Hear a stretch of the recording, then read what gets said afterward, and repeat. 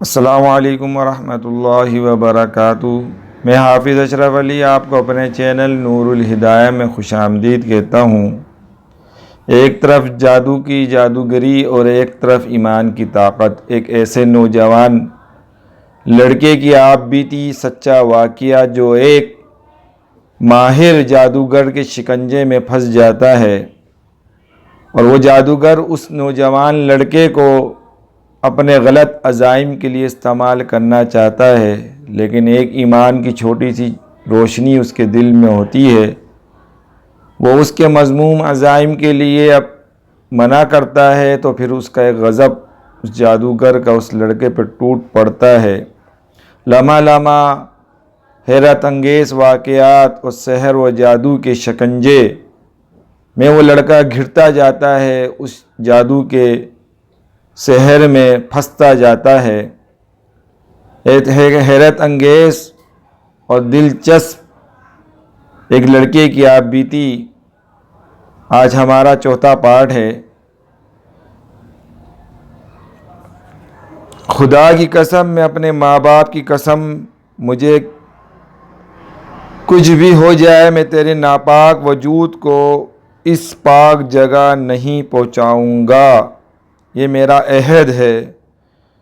تو پھر ہم بھی تمہیں بتا دیں میاں جی، ایسا حال کریں گے تمہارا کہ موت بھی تم سے گھبرائے گی۔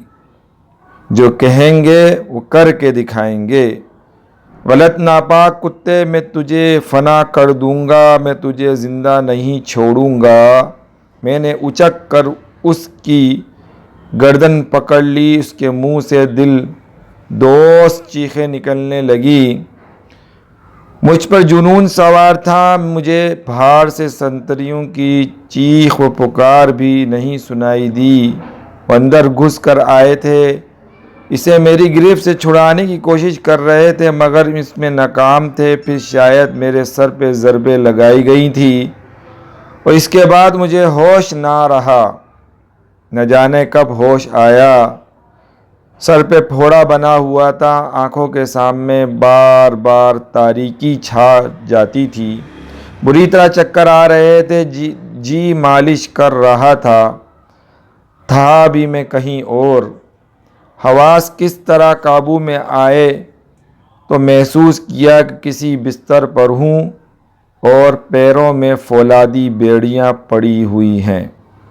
گزرے لمحات یاد کرنے لگا، سب کچھ یاد آ گیا۔ نہ جانے اس کے بعد کیا ہوا تھا۔ بعد میں تمام صورتحال علم میں آ گئی اور اسے معلوم کر کے کیا بتاؤں کہ اندرونی کیفیت کیا ہوگی۔ وہ قیدی میرے ہاتھوں ہلاک ہو گیا تھا، جس کا مقدمہ زیر سماعت تھا۔ مجھ پر ایک اور قتل کا مقدمہ قائم ہو گیا تھا۔ میرا سر بری طرح پھٹا ہوا تھا اور جیل کے ہسپتال میں میرا علاج ہو رہا تھا۔ ہر آنکھ میں میرے لیے نفرت تھی۔ کئی دن تک جیل اور پولیس کے حکام مجھے گھیرے میں لیے ہوئے تھے۔ ڈاکٹر تک مجھے نفرت کی نگاہ سے دیکھتے تھے، کسی کے دل میں میرے لیے ہمدردی نہیں تھی۔ پھر میرا بیان لیا گیا۔ ایک پولیس افسر نے پوچھا، غلام خان کو تم کب سے جانتے تھے؟ کون غلام خان؟ جسے تم نے قتل کر دیا۔ میں کسی غلام خان کو نہیں جانتا۔ پھر تم اسے کیوں قتل کیا؟ میں نہیں جانتا۔ اس سے پہلے کتنے قتل کیے؟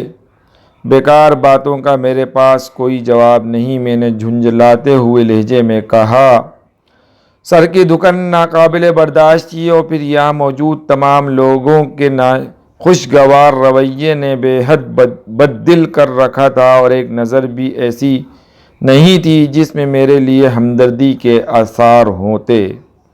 اس کیفیت نے جو بیزاری دل و دماغ پر طاری کر رکھی تھی، اس کے تحت اس کے علاوہ اور کیا جواب دے سکتا تھا؟ پولیس افسر نے غراتے ہوئے لہجے میں کہا، ہوش و حواس تو اس کے میں درست کر دوں گا۔ تمہارے مر جانے کے بعد بھی یاد رکھو گے کہ تم نے جو قتل کیے ہیں وہ بے گناہوں کو قتل کیا ہے۔ تمہارا انجام اچھا نہیں ہوگا۔ میں نے تلخ نگاہوں سے افسر کو دیکھا اور کہا میرا جو انجام ہو رہا ہے پولیس آفیسر وہ شاید بہت اچھا ہے، تم تصور بھی نہیں کر سکتے تمہارے ساتھ کیا ہوگا۔ اس نے کہا اور میں مسکرا کر خاموش ہو گیا۔ پولیس افسر مجھ سے طرح طرح کے سوالات پوچھتا رہا اور میں نے اسے الٹے سیدھے ہی جواب دیے۔ وہ دانت پیستا رہا تھا، اس کے بعد اٹھ کر چلا گیا۔ بہرحال میں تقریباً 1 ہفتے رہنا پڑا۔ بیڑیوں اور ہتھکڑیوں نے الگ ناک میں دم کر رکھا تھا۔ پولیس کے جوان ہر وقت میرے کمرے کے سامنے رہا کرتے تھے۔ ڈاکٹر بھی آتا تو پولیس کی نگرانی میں مجھے خطرناک اور جنونی قاتل قرار دے دیا گیا تھا، اور کوئی میرا درد نہیں جانتا تھا کہ کوئی میرے دل کی پکار بھی نہیں سن سکتا تھا۔ میرا دل چیخ چیخ کر کہتا تھا کہ میں ایسا نہیں ہوں، یہ سب کچھ جو ہوا ہے اس میں میرا کوئی قصور نہیں ہے، لیکن اب تو جان بوجھ کر بھی کسی کو کچھ نہیں بتانے کو جی چاہتا تھا۔ بس عجیب سی کیفیت تھی، بہت ہی عجیب۔ اس بار جس کوٹری میں مجھے پہنچا دیا گیا تھا اس میں سوائے میرے کوئی اور نہیں تھا۔ کوٹری کی کھردری زمین پر لیٹتے ہوئے میں نے ٹھنڈی سانس لی اور سوچنے لگا کہ اب کیا ہوگا۔ جو کچھ ہوا تھا وہ اس قیدی کو ہلاک کرنے کی جو وجہ تھی وہ بھی اب تک کسی کو نہیں بتائی تھی، بتاتا بھی تو کون یقین کرتا۔ یہ کہانی تو صرف ایک شخص نے سنی تھی اور وہ کسی اور کو سنانے کے لیے زندہ نہیں رہ گیا تھا۔ بیچارے حکیم سعد اللہ، ان کا تصور دل میں آتا تو دل بری طرح دکھنے لگتا تھا۔ ایک نیک آدمی کا یہ انجام جو میرے ہاتھوں ہوا باعث خوشی تو نہیں ہو سکتا تھا۔ آہ منوس سادھو، کہاں سے تو میری زندگی میں شامل ہو گیا؟ کیا قصور ہے میرا اور کیا کیا ہے میں نے؟ بس یہی کا تمام احساسات دل میں تھے اور دل ٹکڑے ٹکڑے ہو جاتا تھا۔ پھر تقریباً اس واقعے کے 14 دن کے بعد ماموں ریاض میرے پاس آئے۔ پولیس کے جوان مجھے ہتھکڑیوں بیڑیوں میں لیے ہوئے جب ملاقات کی جگہ پہنچے تو میں نے دور ہی سے ماموں ریاض کو دیکھ لیا۔ میری آنکھیں شرم سے جھک گئیں۔ کوئی بھی تو کچھ نہیں جانتا تھا کہ میرے بارے میں ماموں ریاض بیچارے پہلے ہی کی مانند پریشان حال نظر آ رہے تھے۔ عجیب سی نگاہوں سے مجھے دیکھتے رہے، پھر پھوٹ پھوٹ کر رو پڑے۔ میری بھی آنکھوں سے آنسو رواں ہو گئے تھے۔ ماموں ریاض کی محبتوں کو میں جانتا تھا۔ ایک طرف سے وہ ماموں کی بجائے بڑے بھائی ہی کی حیثیت رکھتے تھے۔ والد صاحب کا رویہ بھی ان کے ساتھ اپنی اولاد جیسا ہی تھا۔ ماموں مجھے جتنا چاہتے تھے میں اسے اچھی طرح جانتا تھا۔ وہ بھرائے ہوئے لہجے میں بولے، کیا ہو گیا ہے تجھے کیا ہو گیا ہے مسعود؟ کیا کر ڈالا تو نے یہ سب کچھ میرے بچے؟ کیا کر ڈالا تو نے؟ کوئی وجہ بھی تو ہو ان ساری باتوں کی۔ آہ کیا نحوست نازل ہو گئی ہمارے گھر پر۔ ابا اور امی کا کیا حال ہے ماموں صاحب؟ سب زندگی کا بوجھ گھسیٹ رہے ہیں۔ سارا کیا دھرا چوپٹ ہو گیا ہے۔ بھائی صاحب بستر سے لگ گئے ہیں۔ باجی کا ذہن توازن خراب ہوتا جا رہا ہے۔ وہ یہاں آنے کے قابل نہیں ہے۔ میں تجھے یہ باتیں نہ بتاتا مگر کیا کروں، مجبوری ہے، بتانا بھی ضروری ہے۔ ایک بات کہوں ماموں صاحب، یقین کر لیں گے؟ کہو مسعود، کہو میرے بیٹے، ماموں صاحب نے درد بڑے انداز میں کہا۔ ان تمام باتوں میں میرا کوئی قصور نہیں ہے ماموں صاحب، میں بے گناہ ہوں ماموں صاحب۔ جو مجھ پر ان تمام باتوں میں میرا کوئی قصور نہیں، جو مجھ پر طاری ہو جاتا ہے، مجھ سے سب کام کرا رہا ہے، میں اتنا برا نہیں تھا۔ یہ سب کچھ میرے گناہوں کی سزا ضرور ہے، لیکن حقیقت ہے ماموں صاحب کہ ان دونوں افراد کو میں نے ہوش و حواس کے عالم میں قتل نہیں کیا۔ یہ بات ہم ایک ایک سے کہتے پھرتے ہیں مگر کوئی نہیں مانتا۔ اور اس دوسرے قتل کے بعد تو وکیل ضمیر الدین صاحب بھی بددل ہو گئے، تو یہ کیس ہی لڑنے کو تیار نہیں تھے، بس کچھ سفارشیں ہیں اور کچھ تعلقات کی وجہ سے ہمارا ساتھ دے رہے ہیں۔ وہ آئیں گے تمہارے پاس، تم سے بات کریں گے۔ دیکھو خدا کیا کرتا ہے۔ ماموں صاحب کے الفاظ سے مایوسی ٹپک رہی تھی۔ میں بھی خاموش تھا۔ میں نے کہا، ماموں صاحب آپ میری جگہ گھر کا نظام سنبھال لیں۔ میں سمجھتا ہوں کہ اب مجھے پھانسی سے کوئی بھی نہیں بچا سکے گا۔ گھر کی بہت سی ذمہ داریاں آپ پر آ پڑی ہیں ماموں صاحب، لیکن ایک بات دل میں لے کر جائیے، امی اور ابو سے کہہ دیجئے گا کہ میں بے گناہ ہوں، یہ سب کچھ میں نے ہوش کے عالم میں نہیں کیا، میں آپ سب کی قسم کھاتا ہوں۔ ماموں ریاض بری طرح رو پڑے۔ بس اتنا ہی موقع مل سکا تھا ہم لوگوں کو بات کرنے کا۔ ویسے بھی میں ایک ناپسندیدہ مجرم تھا، میری وجہ سے جیل حکام کو سخت عذاب میں گرفتار ہونا پڑا تھا، اس لیے میرے ساتھ ضرورت سے زیادہ سختیاں تھیں۔ سنتریوں نے ماموں صاحب کو شانوں سے پکڑ کر باہر دھکیلتے ہوئے کہا، چلو بھائی وقت ختم ہو گیا ہے، گھر نہ بناؤ اسے۔ وہ لوگ ماموں صاحب کو دھکیلتے ہوئے باہر لے گئے۔ میں جالی کے پیچھے کھڑا بے بسی کی نگاہوں سے اپنے پیاروں کی ماموں کی بے عزتی دیکھتا رہا۔ جی چاہ رہا تھا کہ سر ٹکر مار کے مر جاؤں، مگر شاید یہ بھی میرے بس میں نہیں تھا۔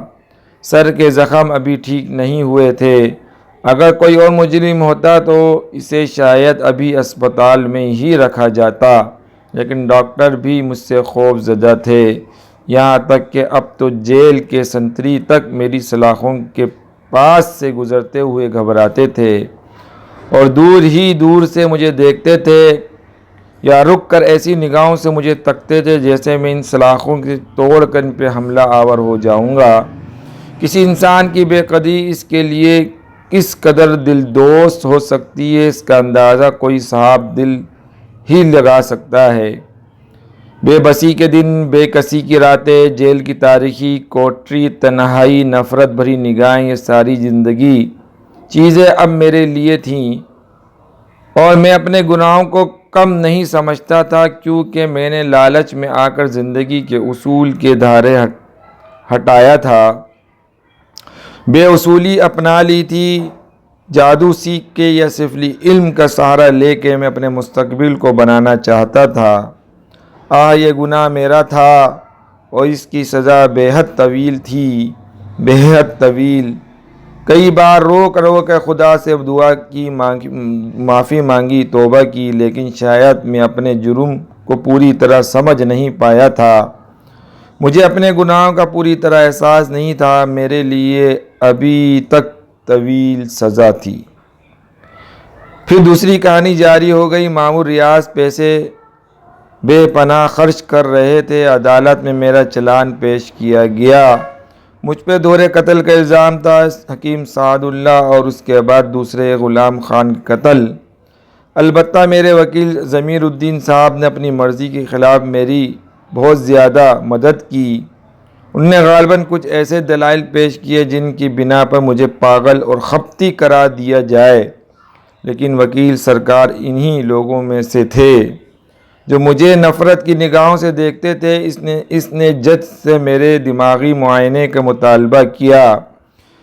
جج صاحب نے حکم دیا کہ اعلیٰ قسم کے دماغی ہسپتال سے میرا معائنہ کرایا جائے اور رپورٹ آئندہ پیشی پر ان کے سامنے پیش کی جائے۔ یہ سب کچھ بھی ہوا، میرا دماغی معائنہ کرایا گیا، پولیس کے جوانوں کی نگرانی میں مجھے ہسپتال لے جایا گیا، تقریباً 5 دن وہاں صرف ہوئے، میرا دماغی معائنہ کیا گیا، طرح طرح کے ایکس رے، مختلف طریقے کے دماغی تجزیے، میں عاجز آ چکا تھا ان تمام باتوں سے، لیکن جی چاہ رہا تھا پھر پیشی ہوئی اور میری دماغی معائنے کی رپورٹ پیش کر دی گئی۔ ڈاکٹروں کے متفقہ فیصلہ جج صاحب کے سامنے پیش کر دیا گیا، جو یہ تھا کہ میں دماغی طور پر ایک تندرست آدمی ہوں، میرا دماغ میں کوئی خرابی نہیں ہے۔ اس کے بعد 5 سماعتیں اور ہوئیں اور پھر مجھے اس دنیا سے رخصتی کا پروانہ دے دیا گیا۔ سزائے موت تھی۔ غالباً سب ہی اس بات کا یقین ہو گیا تھا کہ عدالتی کارروائی کے دوران جس دن فیصلہ سنایا جانے والا تھا، مامور ریاض کے ساتھ والد صاحب بھی تھے۔ وہ وہیں بے ہوش ہو گئے۔ مامور ریاض انہیں سنبھالنے لگے تھے۔ میرے لیے دن کا تعین بھی کر دیا گیا تھا اور اس بار مجھے جیل کی جس کوٹری میں پہنچایا گیا وہ بہت ہی زیادہ تنگ اور تاریخ تھی۔ وہاں وحشتوں کا راج تھا۔ مجھے اپنی موت کا وقت معلوم ہو چکا تھا۔ یہ بڑی عجیب بات تھی کہ لوگ کہتے ہیں موت کا کوئی وقت نہیں ہوتا، زندگی کب ختم ہو گئی یہ کوئی نہیں جانتا، لیکن یہ کیسی انوکھی بات ہے کہ میں جانتا تھا کہ فلاں دن فلاں وقت مجھے اس دنیا سے رخصت کر دیا جائے گا۔ ان دنوں سوچیں بہت زیادہ جامع نہیں تھی، بس اڑے اڑے خیالات تھے اور ماضی کی کہانیاں۔ یہ غالباً تیسرے دن کی بات ہے کہ میرا بھائی بہن مامور ریاض مجھ سے ملاقات کے لیے پہنچے۔ سب کے سب زاروں قطار رو رہے تھے۔ میں نے غصے میں کہا، آپ لوگ یہاں کیوں آئے ہیں؟ میں کسی سے ملنا نہیں چاہتا۔ بھائی جان میری بہن بلک کر رو پڑی اور میں نے خونی نگاہوں سے دیکھا۔ وہ بولا، میں کسی کا بھائی نہیں ہوں، میرا اب اس دنیا سے کوئی واسطہ نہیں ہے۔ جاؤ، اگر مجھ سے کوئی رشتہ ہی سمجھتے ہو تو صرف میرا ایک کام کر دینا، وہ یہ کہ اماں اور ابا کا خیال رکھنا۔ میں نے ان لوگوں سے منہ موڑ لیا۔ وہ سب روتے اور بلبلاتے چلے گئے۔ میں تو اب ان لوگوں میں سے تھا جن سے دنیا چھین لی جاتی ہے، اور اب تو مجھے ساری باتیں بیکار لگتی تھیں۔ میں رات کو زمین پر لیٹ گیا۔ دوسرے دن پھانسی کی سزا دی جانی تھی۔ میں غور کرتا رہا۔ سنتری مجھے عبادت کی تلقین کرتے رہے۔ آج پہلی بار میں نے ان کی آنکھوں میں ہمدردی کے آثار دیکھے تھے۔ ایک سنتری نے مجھ سے کہا، بابو عبادت کرو، اللہ کے حضور جا رہے ہو، جو کچھ کر سکتے ہو کرتے کرتے چلے جاؤ۔ وہ اچھا نہیں تھا، لیکن توبہ قبول ہو جاتی ہے۔ میں نے اسے کرخت نگاہوں سے دیکھا اور دوسری طرف رخ کر لیا۔ صبح قریب آ رہی تھی، اس کے ساتھ ہی اعصاب میں ایک کھنچاؤ پیدا ہوتا جا رہا تھا، ذہن میں تناؤ پیدا ہوا۔ سنتری آئے، انہوں نے مجھے کوٹری سے نکالا، دونوں ہاتھ پشت پر باندھے مجھے شانوں سے پکڑ کر لے چلے۔ ایک قدم منو وزنی لگ رہا تھا۔ ہر قدم پر یہ محسوس ہوتا تھا جیسے گہرا گڑھا ہے جس میں جا گروں گا۔ شانوں پر شدید دباؤ محسوس ہو رہا تھا۔ پھر دفعتاً کسی نے میری گردن پہ گدگدی کی اور میں چونک پڑا۔ سنتری مجھ سے دور تھے۔ پھر یہ کون ہے؟ عجیب سی کیفیت محسوس ہو رہی تھی۔ پھر یوں لگا جیسے سر پر کوئی چیز چل رہی ہے، لیکن میرے ہاتھ بندھے ہوئے تھے جس کی وجہ سے میں ٹٹول نہیں سکتا تھا۔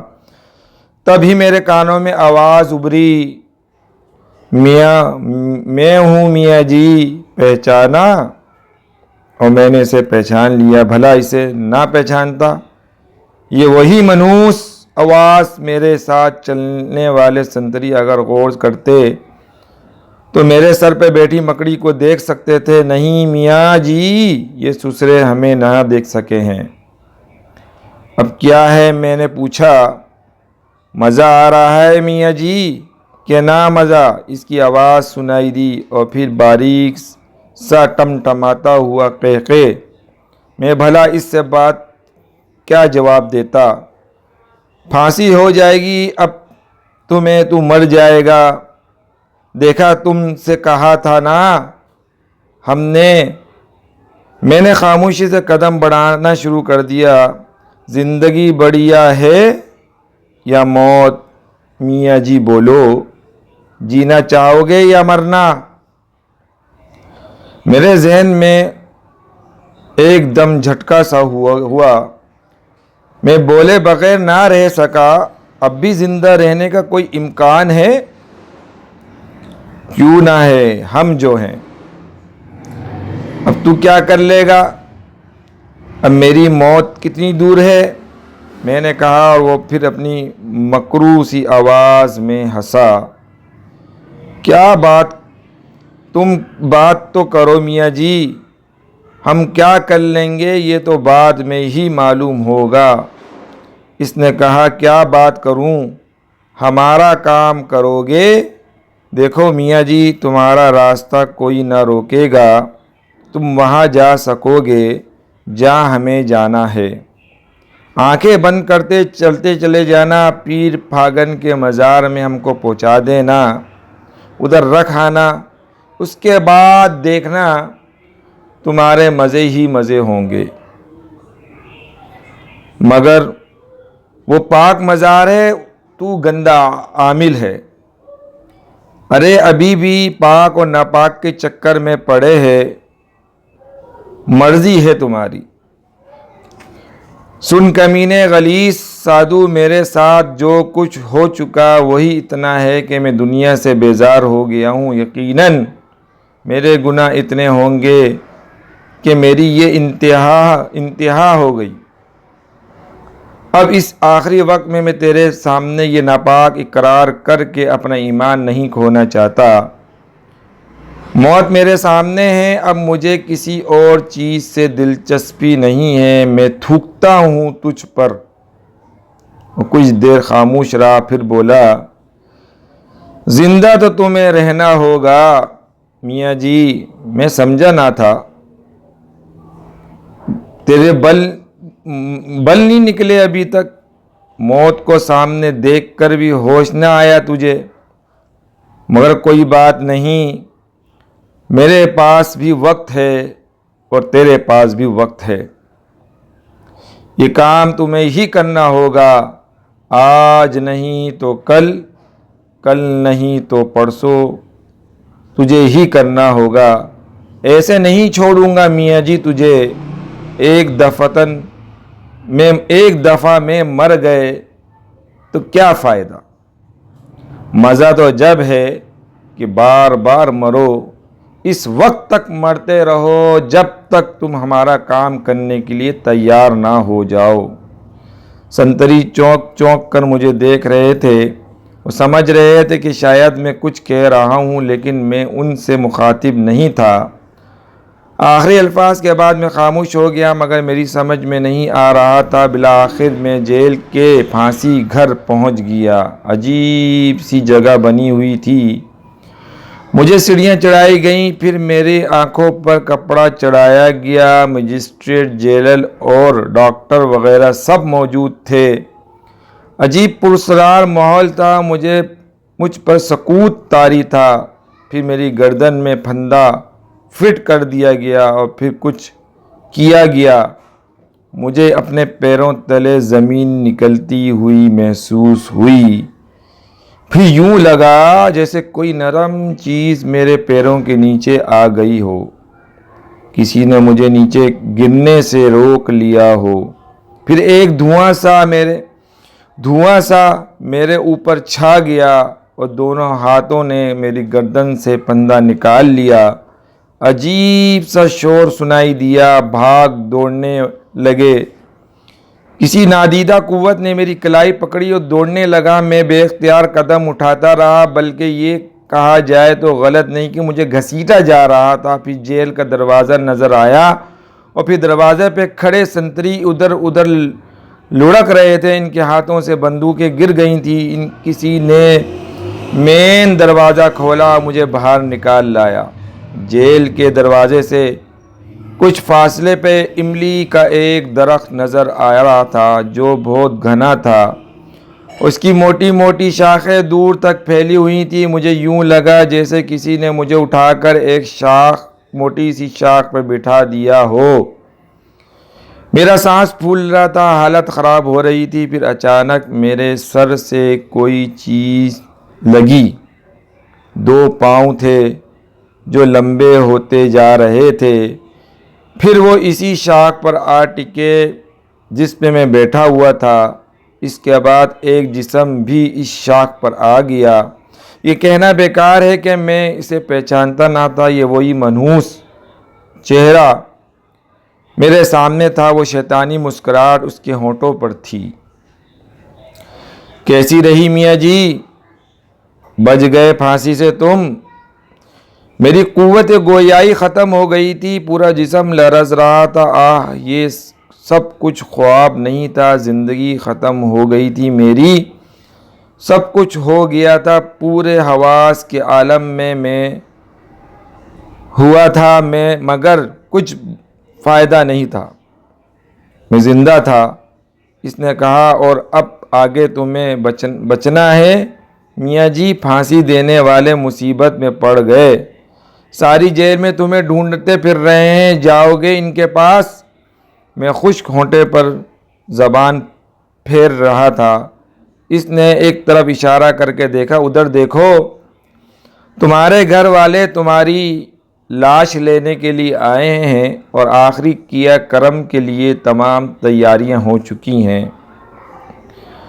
سنو میاں جی، اور کچھ نہیں کہیں گے تم سے، ہمیں اتنا کہنا ہے کہ ہمیں ہمارا یہ کام کرنا پڑے گا۔ خود آؤ گے چل کر ہمارے پاس، ہم سے رو رو کر کہو گے، مہاراج ہم تمہیں پیر پاگن تک لے جانے کے لیے تیار ہیں، آؤ ہمارے ساتھ چلو۔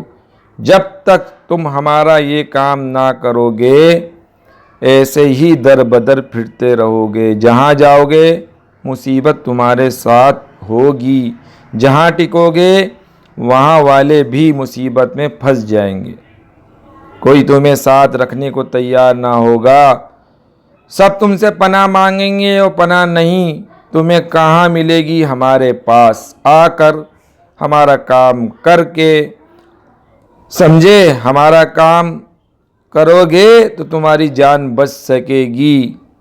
یہاں تک لے آئے ہیں، روشنی میں نیچے اترے تو دھر لیے جاؤ گے، رات کو اترنا اور گھر چلے جانا اور پھر سوچنا کہ کیا کرنا ہے۔ وہ اچانک میرے سامنے سے غائب ہو گیا۔ میں پھترایا ہوا تھا، ہاتھ پاؤں سن تھے، اپنا بدن اپنا نہ لگتا تھا اور اب اپنا وجود اپنا نہ تھا۔ میں کہاں تھا؟ مجھے تو سزائے موت ہو چکی تھی۔ جیل کی دنیا میں بھی یہ ایک نوعیت کا پہلا ہی واقعہ ہوگا، اس سے پہلے بھلا ایسا کہاں ہوا ہوگا، مگر کچھ احساس تو دوسرے لوگوں کو بھی ہوگا۔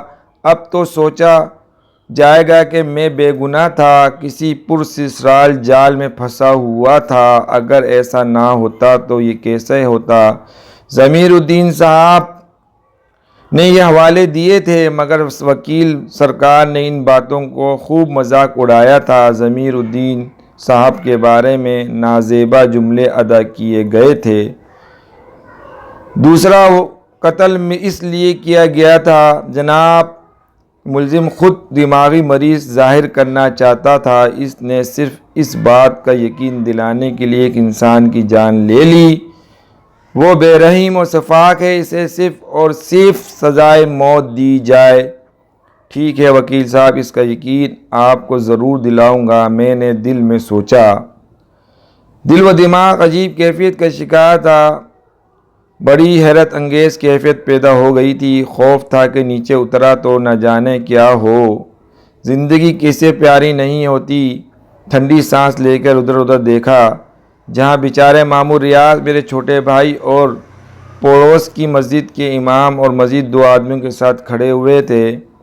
ایک لمحے کے لیے دل چاہا کہ درخت سے نیچے اتروں اور دوڑتا ہوا ان کے پاس پہنچ جاؤں، انہیں بتاؤں کہ میں زندہ ہوں، مگر ہمت نہ ہو سکی۔ پھر کچھ سپاہی باہر آ گئے، ماموں صاحب کو بلا کر اندر لے گئے۔ کوئی آدھے گھنٹے بعد ماموں صاحب واپس آئے، عجیب شکل ہو رہی تھی، سب واپس چلے گئے، مجھے تو یہ پورا دن یہاں گزارنا تھا۔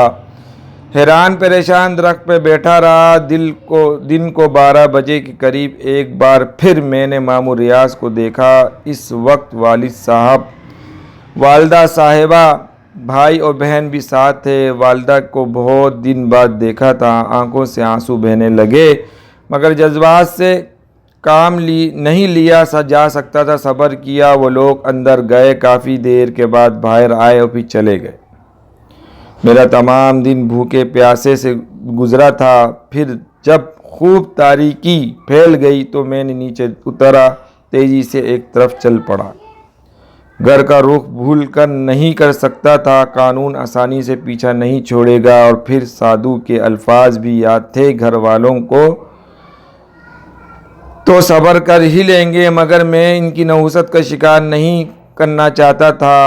اب کیا کروں، کہاں جاؤں، کہاں ٹھکانہ ہے میرا؟ دل و دماغ خوف کے زیر اثر تھا، قوت فیصلہ سب ساتھ چھوڑ چکی تھی۔ شہر اتنا اجنبی نہیں تھا، لیکن اب اس وقت یوں لگ رہا تھا جیسے پوری کائنات میں میرا کوئی شناسہ نہیں۔ انسانی شکل میں نظر آنے والا ہر شخص دشمن ہے۔ موت میری طاق میں ہے، زندگی ایک کمزور بے بس چڑیا کی مانند جو پرواز کے قابل نہ ہو اور جینے کی آرزو میں پھڑپڑا رہی ہو۔ کون سی جگہ ہے جو میرا پناہ گاہ بن جائے؟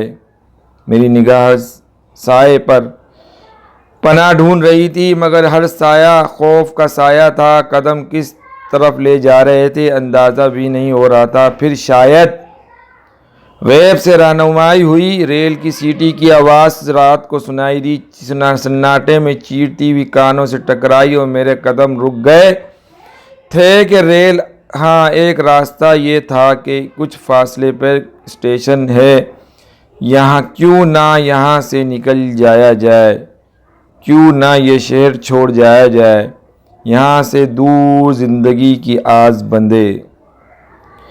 بس میرے بھائیوں، ایک طرف ایک جادوگر جو سفلی علم کا ماہر، اور ایک طرف ایک کمزور نوجوان جو اس کے شکنجے میں پھنس گیا۔ اس نے اس پہ اتنے ظلم ڈھائے، یہاں تک کہ قاتل بنا دیا، پھانسی کے پھندے تک سے نکال کے لے آیا، اپنے مذموم عزائم کے لیے اس کو تیار کر رہا ہے، اس کو تنگ اس لیے کر رہا ہے تاکہ وہ میرے ارادے کے لیے تیار ہو جائے، مجھے پیر پھاگن کے جو بہت بڑے بزرگ ہیں ان کے مزار تک مجھے پہنچا دے۔ لیکن اس نے بھی عہد کر لیا، قسم کھا لی کہ میں تیرے یہ مذموم اور گندے عزائم کو پورا نہیں کروں گا۔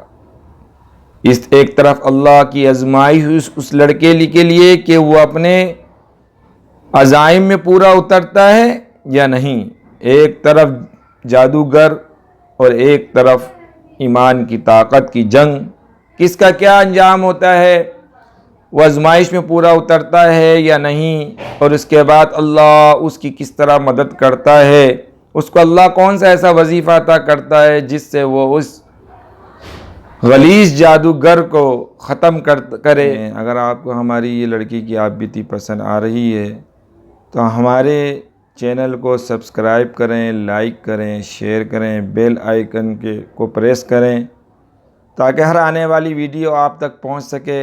اگر جس نے ہمارے پچھلے پارٹ نہیں دیکھے ہیں تو ڈسکرپشن میں لنک موجود ہے، لنک پہ کلک کریں تاکہ آپ تک پرانے جو گزر چکی قسطیں وہ بھی آپ تک پہنچ سکیں۔ السلام علیکم ورحمۃ اللہ وبرکاتہ۔